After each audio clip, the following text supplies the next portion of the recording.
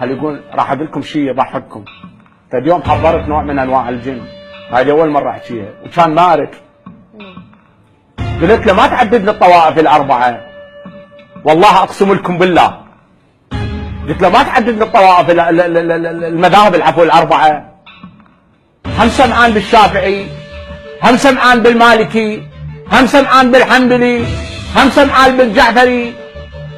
قال لي انا عاشرت رسول الله وقاتلت بين يديه في قرن الكعبه، وقاتلت بامرة علي بن ابي طالب عليه السلام، ولكن لم اسمع لحد الان، لو عمري يقارب 40 أو 50 ألف سنة عاشرت النبي الفلاني، عاشرت فلان فلان فلان، وانا موحد.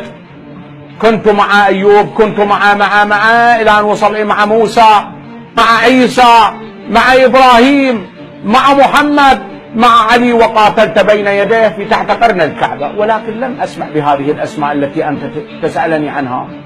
قلت له معقوله ما سمعان بهم؟ قال لا ما سمعان. قيل انا كذب عليك؟ انا ما اكذب.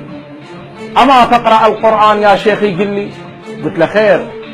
قال تقول العرب آمنا، قالوا بل قولوا أسلمنا، بل أنحن الجن قالوا آمنا، لأننا صادقين وأنتم كاذبين. لم نسمع بهذه الأسماء. من هو هذا الشيعي؟ من هو هذا الجعفري؟ من هو هذا المالكي والحنبلي؟ هذه أسماء أنتم سميتموها ما أنزل الله بها من سلطان. أنت معقولة؟ أوجدتني كذابا؟ قلت له حاشا الله، انا خاف خفت من عنده، خاف اسوي له مصيبه. هذا يا عمي اني احكي وياك اريد اقنع نفسي.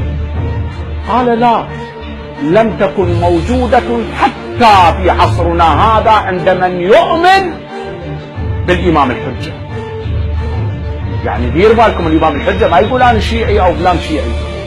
الامام شو يقول؟ دوله للشيعه يعز بها الاسلام واهله؟ لا، دولة يعز بها الإسلام وأهله ويمحق بها النفاق وأهله.